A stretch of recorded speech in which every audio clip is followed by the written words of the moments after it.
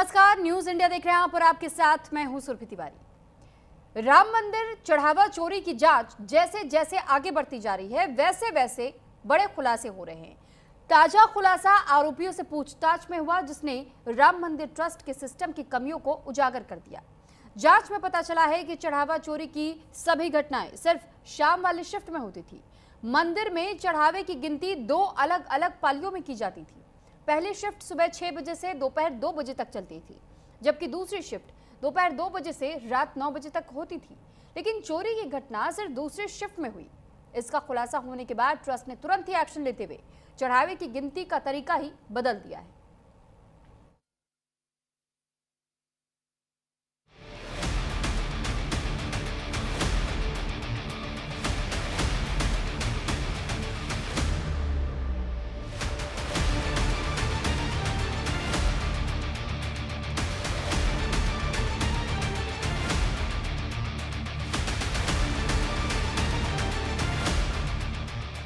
चढ़ावा चोरी के आरोपियों से पूछताछ, एसआईटी और अयोध्या पुलिस की जांच और जांच पड़ताल में हो रहे खुलासे करोड़ों राम भक्तों को हैरान कर रहे हैं। ताजा खुलासा आरोपियों से पूछताछ में हुआ। पूछताछ में आरोपियों ने चोरी के तरीके को लेकर कुछ बेहद अहम जानकारी दी। पूछताछ से पता चला कि चढ़ावा चोरी की सभी घटनाएं शाम वाली शिफ्ट में ही होती थी। इस समय आरोपियों के लिए हाथ साफ करना ज्यादा आसान था। आरोपियों ने बताया कि 40 दिन के भीतर करीब 70 बार चढ़ावे की चोरी की। इनमें सबसे ज्यादा 50 से अधिक बार चोरी अकेले अविनाश शुक्ला ने की, जो कई बार एक ही दिन में 2-2 बार चोरी करता था। इस पूरे खेल में अनुकल्प मिश्रा हर बार उसकी मदद करता था। जांच में सामने आए इन गंभीर तथ्यों के बाद राम मंदिर ट्रस्ट ने तुरंत एक्शन लेते हुए चढ़ावे की गिनती का तरीका पूरी तरह बदल दिया है। अब 2 शिफ्टों की जगह सुबह 9 बजे से शाम 6 बजे तक सिर्फ एक ही शिफ्ट में दान की गिनती की जाएगी। चढ़ावा चोरी अपने में आप जानते हैं, हमारे कोषाध्यक्ष महोदय जो स्वामी गोविंद देव गिरी जी हैं, उन्होंने भी आप सभी से वार्ता की और बताया कि यह अपने में एक तरीके का कलंक है।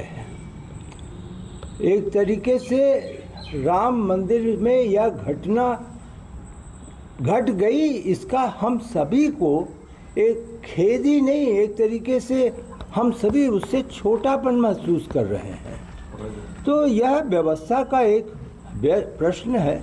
व्यवस्था में सुधार होगा, मुझे पूरा विश्वास है, और इस प्रकार की घटनाएं दोहराई नहीं जाएंगी।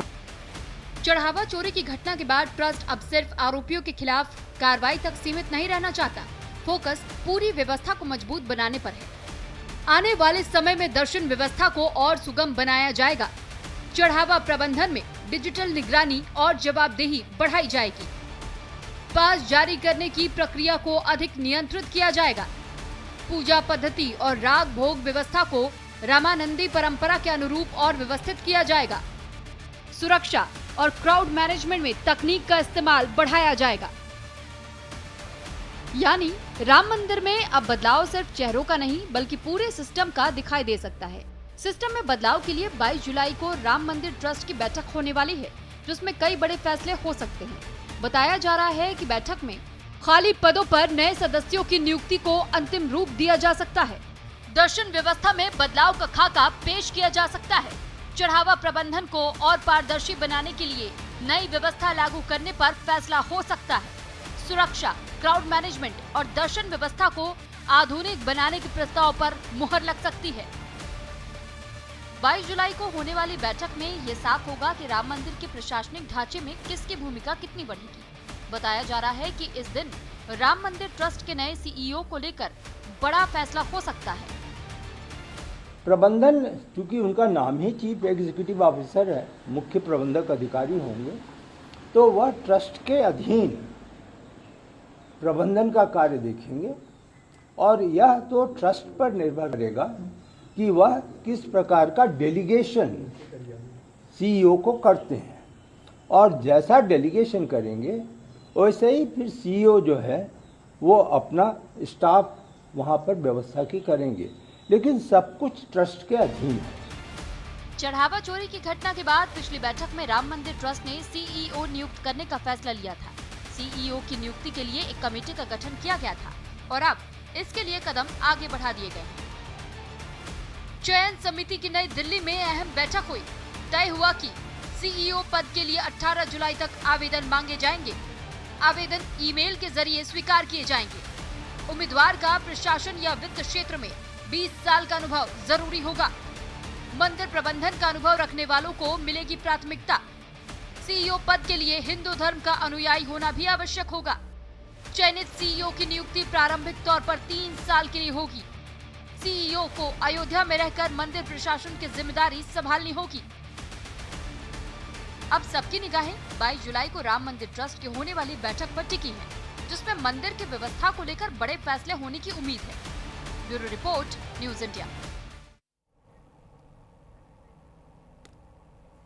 तो राम मंदिर चढ़ावा चोरी की एक और जांच पड़ताल अब हो रही है, तो दूसरी तरफ इस मसले को लेकर के सियासत भी खूब हो रही है। आम आदमी पार्टी ने चढ़ावा चोरी के मुद्दे को लेकर के देश भर में सिग्नेचर कैंपेन शुरू करने का ऐलान किया, जिस पर बीजेपी ने आम आदमी पार्टी संयोजक अरविंद केजरीवाल को आड़े हाथों लेते हुए उनके खिलाफ नया पोस्टर जारी कर दिया, जिसमें केजरीवाल को चुनावी हिंदू बताया गया है।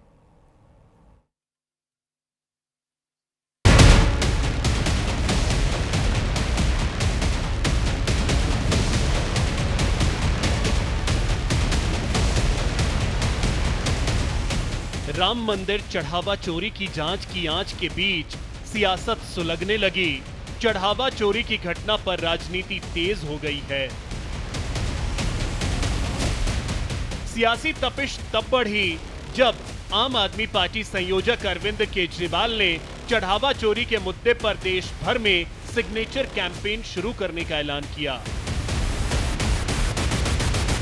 इस अभियान के जरिए आम लोगों से प्रधानमंत्री के नाम लिखे एक पत्र पर हस्ताक्षर कराए जाएंगे, जिसमें मामले के दोषियों के खिलाफ कड़ी से कड़ी कार्रवाई की मांग की जाएगी। इस मुहिम के तहत सुंदरकांड पाठ और हनुमान आरती जैसे धार्मिक कार्यक्रम आयोजित करने की भी अपील की गई है। लोगों से कहा गया है कि वे अपने घरों, कॉलोनियों और मोहल्लों में ऐसे आयोजन करें ताकि ज्यादा से ज्यादा लोगों को इस अभियान से आसानी से जोड़ा जा सके। तो आज से ये सिग्नेचर कैंपेन शुरू कर रहे हैं। ये एक राम भक्त की चिट्ठी है प्रधानमंत्री जी के नाम, जिसमें राम भक्त प्रधानमंत्री जी को अपनी पीड़ा व्यक्त कर रहा है और उनसे कुछ मांग कर रहा है। अब देश भर में राम भक्त अपने अपने मोहल्ले में, अपनी अपनी सोसाइटी में, अपने अपने गांव में लोगों को इकट्ठा करेंगे। अपने घर में इकट्ठा कर सकते हैं, मंदिर में इकट्ठा कर सकते हैं, कोई हॉल बुक कर सकते हैं और वहां पे हनुमान चालीसा का पाठ करेंगे, हनुमान जी की आरती गाएंगे। राम मंदिर में चढ़ावा चोरी का मामला कानूनी जांच के दायरे से निकलकर एक बड़ा राजनीतिक मुद्दा बन चुका है। ये मसला सियासत के केंद्र में पहुंच चुका है। हालांकि आम आदमी पार्टी का दावा है कि सिग्नेचर कैंपेन किसी राजनीतिक दल के खिलाफ नहीं, बल्कि श्रद्धालुओं की भावनाओं और मंदिर की गरिमा की रक्षा का अभियान है। लेकिन आम आदमी पार्टी के इस अभियान पर बीजेपी ने अरविंद केजरीवाल पर एक नया पोस्टर जारी कर तीखा हमला बोला। पोस्टर में अरविंद केजरीवाल को चुनावी हिंदू बताते हुए उनके कई पुराने बयानों और फैसलों पर गंभीर सवाल उठाए गए हैं। बीजेपी का आरोप है कि चुनाव नजदीक आते ही केजरीवाल धार्मिक कार्यक्रमों का सहारा लेकर अपनी ढहती हुई राजनीति को फिर से खड़ा करने की कोशिश में जुट गए हैं। केजरीवाल साहब राजनीतिक हिंदू हैं। आज उनको भगवान राम भी याद आ रहे हैं। वो समय मैं उनको याद दिलाना चाहता हूँ जब केजरीवाल साहब ने कहा था कि मेरी नानी कहती है मस्जिद तोड़ के जो मंदिर बनेगा मैं उस राम मंदिर में नहीं जाऊंगा। आज उनको चिंता हो रही है कि राम मंदिर में क्या हुआ। ये बगुला भगत होते हैं ना, तो केजरीवाल जी बगुला भगत हैं। ये अवसरवादी भगत बन गए हैं।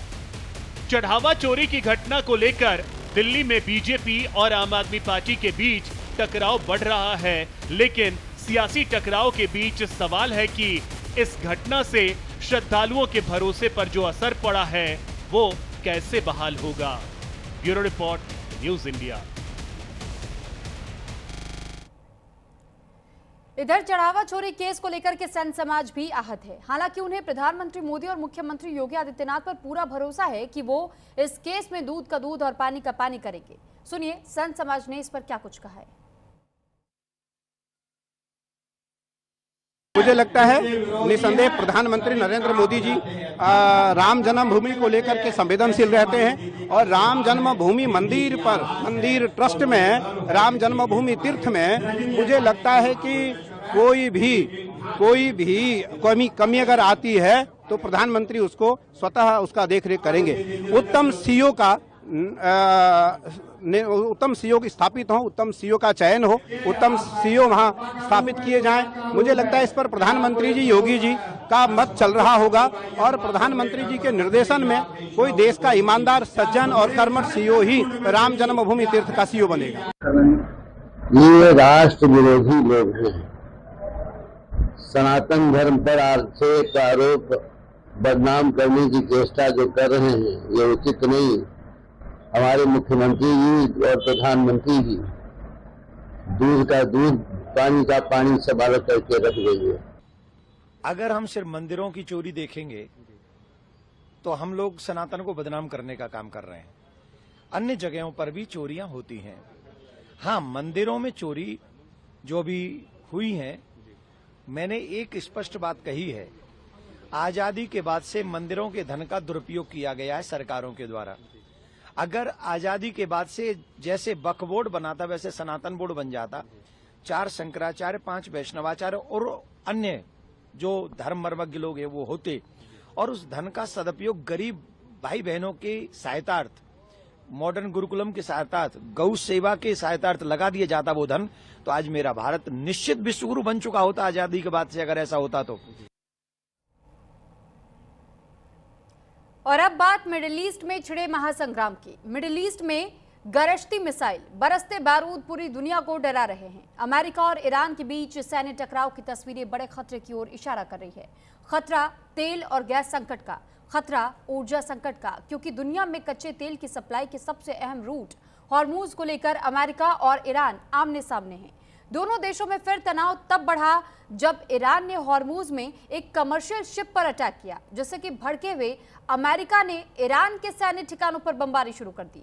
अमेरिकी सेना ने ईरान के 140 ठिकानों को निशाना बनाया, ईरान को बड़ा नुकसान पहुंचाया, जिस पर ईरान ने भी पलटवार करने में देर नहीं की और ईरान ने मिडिल ईस्ट में अमेरिकी ठिकानों पर मिसाइल और ड्रोन दाग दिए। Jordan, Kuwait, Bahrain, Qatar, UAE और